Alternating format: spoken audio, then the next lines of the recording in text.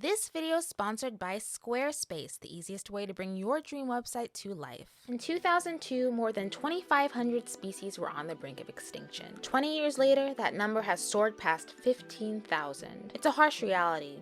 And who knew that the anime about animal girls and rainbow leotards would be the one to point it out? I, like probably a lot of you watching, grew up with Tokyo Mew Mew, or as 4Kids called it, Mew Mew Power. It came on right after Magical Doreimani, and my 9-year-old brain could just barely follow along before my attention span graph began to plummet. So sorry to Winx Club and Bratz, I was just wearing Ojimaro Doremi tinted glasses. But I loved Tokyo Mew Mew. The cute outfits, the cute boys, the shiny ass early 2000s anime design, pudding. Gosh, I loved pudding. So what made Ichigo Momomiya's story so memorable? Was it the romance, the cat ears, or those problematic sexy alien men? I know what you guys are. And how did Tokyo Mew Mew's English dub become one of 4Kids' highest rated shows only to get yanked off the air halfway through its run? Let's figure it out. If you were recruited by 2 wealthy teenagers to save the world from destruction by an alien race, what would you do? Well, for the Tokyo Mew Mew girls, this is no hypothetical. One giant earthquake, one mysterious beam of light, and suddenly Ichigo, Mint, Lettuce, Pudding, and Zakuro are told that they're the chosen ones. And how much does that suck? I don't want to be told that my DNA is compatible with an endangered species and you need me to fight monsters. I have a date tonight. But that's the core conflict of our story. Tokyo Mew Mew is a coming-of-age tale with a sci-fi twist. An ordinary girl handed extraordinary responsibility, an alien species trying to reclaim a dying Earth, and dare I say that it's hard to save the world when you're falling in love. And what a recipe it made for. Written and illustrated by Reiko Yoshida and the late Miya Ikumi, respectively, Tokyo Mew Mew was an instant hit in Japan and quickly spread to countries like France, Greece, Australia, South Africa, even the magical girl ghost town of the United States. But what do we all remember most about it? And why is it definitely the environmentalist themes and eco-activism? Yeah, I'll be honest, I didn't remember this catgirl anime being littered with themes of conservation and taking care of the planet. Or maybe your memory's better than mine. After all, it's the whole reason why the Mew Project exists. Ryo and Keiichiro don't just pick random animals to infuse with the girl's DNA, they choose 5 endangered species whose very survival instincts make them the perfect fighters in a battle to save the planet. Because these aliens and their chimera anima monsters are hell-bent on tearing the place up. If corporations building hotels over hot springs, rising CO2 levels, and disgustingly hot summers weren't enough, these elf-eared aliens are using human spirits to poison and demolish the environment. But what could have been a cliche alien invasion is actually one of the smartest plot devices in this series, and only reinforces the environmental stakes at hand. It takes 17 episodes to find out the real reason why these aliens are attacking the Earth. Actually, they're not aliens at all. They're natives, a species that lived on Earth 300 million years ago. And when a series of natural disasters forced them to evacuate to another planet with barren lands, harsh winters, and barely enough resources to survive, their home planet being slowly destroyed at the hands of its new inhabitants, the humans, was the last thing they wanted to hear. Quiche, Pie, and Tart are sent by their leader, Deep Blue, to reclaim it, and to search for a crystalline substance called Mew Aqua that could save their people. And the way they plan to do it is by accelerating the same process that drove them out in the first place, triggering another wave of destruction. A reset. Admittedly not the most humane way to go about things, but I get it. It's a really convincing history. So convincing that even Zakuro is like, hey, I understand how they feel. Their situation kind of sucks. It's a moment that makes both the characters and viewers pause and ask, who's really right in this conflict? And with the attention that's already been brought to deforestation and a weakened ozone layer thanks to humans, it's hard to really say. And all of this is happening in our magical girl anime with furry cat ears and monkey tails on poofy dresses. I will never get tired of this genre. But here's the thing, if you watched this on 4Kids like I did, chances are you probably had no idea this show was rooted in climate change. Hell, I didn't even know what it it was really about until I rewatched it in 2022. And like most things they touched, 4Kids Entertainment edited the living daylights out of Tokyo Mew Mew. I mean, with statements coming out of the official 2004 press release like, by the time we localize the programs, kids don't even know they're from Japan anymore. It's not like we should have expected anything less. But it wasn't just the convenience store signs and jelly donuts that were changed in Tokyo Mew Mew. The show's central theme of environmental preservation was altered too. What was once a story about reclaiming a soiled planet became your stereotypical aliens trying to take over the Earth because their home planet sucks. A boy's plea to stop the destruction of the mountains to protect animal habitats turned into a kid begging contractors not to bulldoze his favorite childhood river spot. It was my special place, a place only I knew about. And if that wasn't enough, an entire speech Aoyama gives about a premature blooming sakura tree and the lone cicada chirping for a mate because of it was swapped out for a long spiel about how this big-ass tree means a lot to his grandparents. Like, okay. There are cicadas in America! My ears are still ringing from the August batch, they can attest. Tokyo Mew Mew's take on environmentalism was by no means perfect or even groundbreaking for that matter. Sometimes the message falls flat in favor of the more central romance plot, and sometimes it doesn't really make sense at all. Like the lack of architectural evidence of the aliens' previous existence on Earth outside of an extinct plant Keiichiro spots in ancient footage. No prior records of their insane technology that allowed them to flee in the first place. The environmentalism wasn't exactly grounded, but diluted, and it becomes just another Saturday morning superhero show. It's kind of what makes it real and gives their transforming and fighting a purpose. Because when you really think about it, there's nothing natural about what's happening to these girls. The Mew Mews are going through it. Ichigo can't catch a feeling for Aoyama without the risk of cat ears and a fluffy tail popping out. Lettuce is already unpopular, and now she transforms into a magical girl with antennae and a porpoise tail when encountering Mew Aqua. Pudding is... well, admittedly, pudding is still pudding. But the fact of the matter is, these girls don't want these responsibilities. They didn't ask for animal powers, and they certainly didn't consent before Ryo blasted them with the Mew Mew beam. This is weird. It's unnatural. It's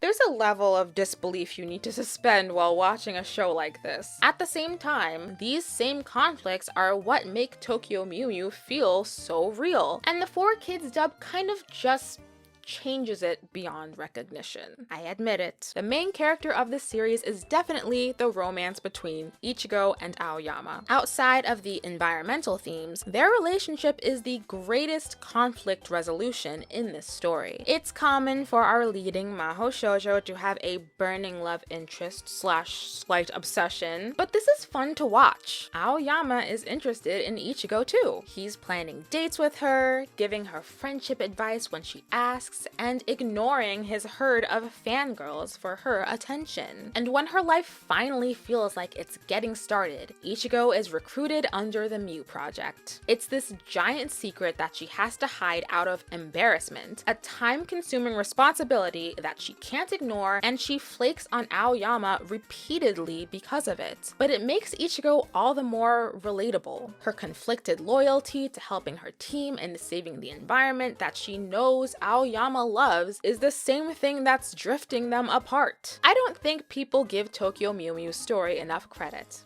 Heck, I'm one of those people. But it's quite layered looking at the bigger picture. A bigger picture that you probably missed if your experience ended at the 4Kids rendition. Hold on to your animal appendages, this one's a wild ride. Among its many localization edits, a common practice 4Kids had was to pull an exciting or alluring episode from a show's catalog and make it the premiere episode. For Mew Mew Power, this meant that episode 12 in the Japanese broadcast became episode 1. How can that possibly work, you ask? Well, your suspicion is valid.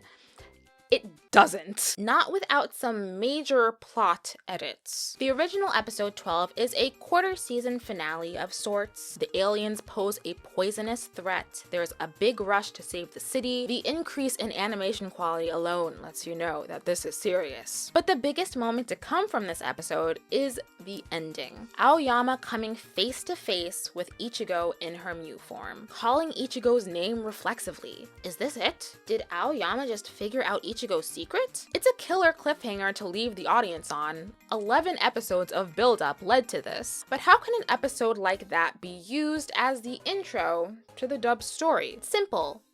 By flipping Aoyama's confused face into a smile, giving him a line about accepting Zoe as she is with 10 seconds left on the timer. You shouldn't be ashamed of who you are.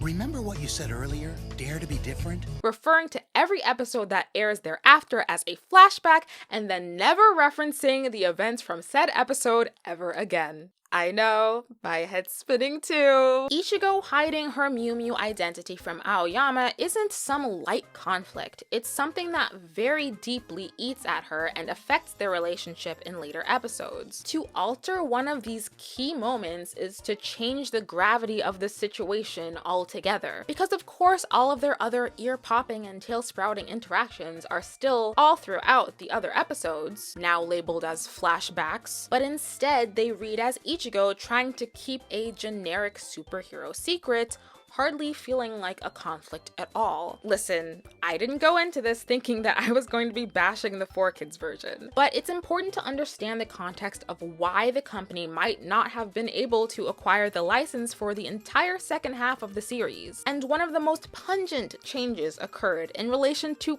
probably the most divisive character in the whole franchise. Quiche is a case study. For a lot of people, he was their first anime crush growing up. For people who saw his antics for the first time as adults, he was a weirdo creep who pushed himself onto Ichigo one too many times. But hey, no judgment, this is a safe space, we were all kids once. What I found super interesting watching Tokyo Mew Mew now as an adult for the second time, I kind of get it. I kind of get it. And it's not in the way that I'm attracted to him or anything like that. But why is he and this may be controversial, a really interesting and maybe the most compelling character in the series?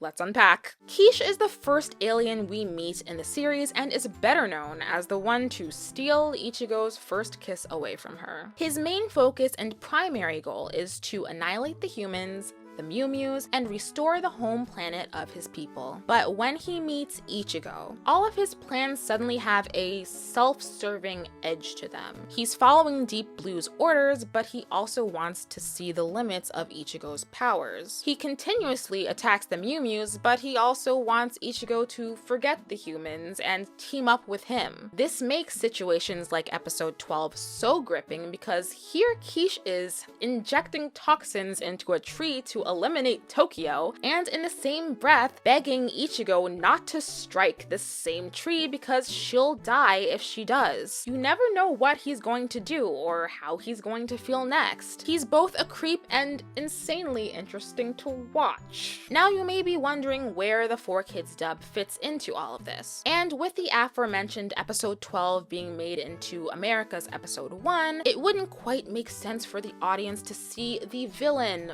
begging the hero to think of her own safety. Now would it? So what did they do?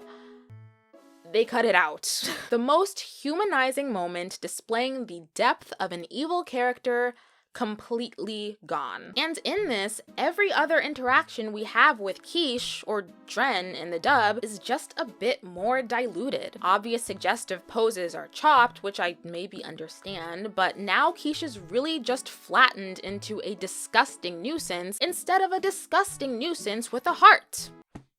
tragic. These changes shouldn't be surprising. I think I'm more surprised that I actually like his character now. It's what 4Kids was infamous for. If you grew up like me, loving these shows as a little kid, you probably weren't even aware of the narrative or cultural changes. However, it means that a generation of kids missed out on the full scope of Tokyo Mew Mew. The real science and romantic plots are what ground this show. They make an otherwise wild story about intergalactic aliens and jellyfish monsters feel oddly personal. They tie into the serious theme of real heart and emotions mixed in with the spectacle of it all. And sure, maybe the deeper themes weren't apparent based on the show's cover, but unfortunately the dub didn't do much to help, leaving people who never dug deeper with a shallow image of the series for over 20 years. Because unlike places like France and South Korea, where all 52 Tokyo Mew Mew episodes were broadcast on TV, Mew Mew Power's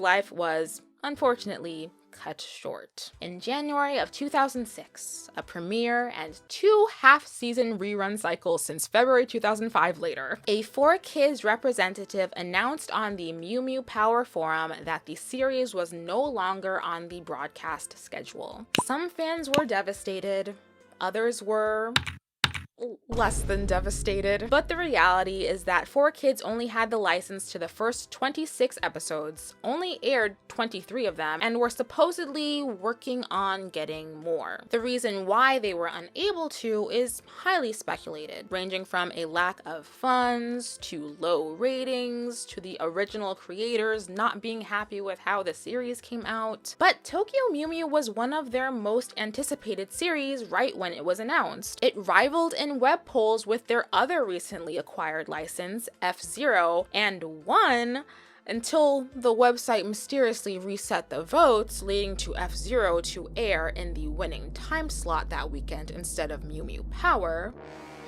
Instances like this led to even wackier theories that 4Kids sabotaged their own property in favor of what they believed to be more profitable. At the end of the day, we can only conclude based on the information given to us, that being 4Kids' inability to land a merchandising deal for Mew Mew Power. This kind of adds up. Even Magical Doreimani airing in the same block had its toy line released in the States, and it's hard for one to exist without the other when it comes to kids shows. In my last video, I mentioned the licensing issues ADV had with Mermaid Melody, and it's kind of the opposite problem. ADV couldn't license the title without a TV deal, 4Kids couldn't continue their TV license without a merchandising deal. I'll be honest, the Tokyo Mew Mew merchandise hasn't aged the best in comparison to some of its magical girl competitors. 2002 was the tail end of transparent plastic TVs and Game Boy controllers.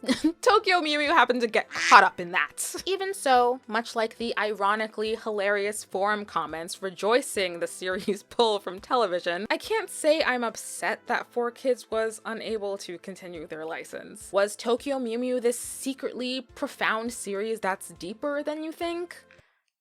Not entirely, but its earnestness, layered characters, and belief in taking care of the environment, belief in the power of romance, belief in something at all was what made it special. And man, if only a generation of TV viewers could have seen that too. Because the original Tokyo Mew Mew was something worth remembering. I had to do a lot of internet surfing and wayback machining for this particular video, so let's just say my eyes need a little bit of a breather. Everybody give it up for early 2000s web design, am I right? That's why I'm so grateful for how easy it is to make a website in 2025, and that Squarespace exists to make the process 10 times easier. Squarespace is the all-in-one website platform designed to help you sparkle online.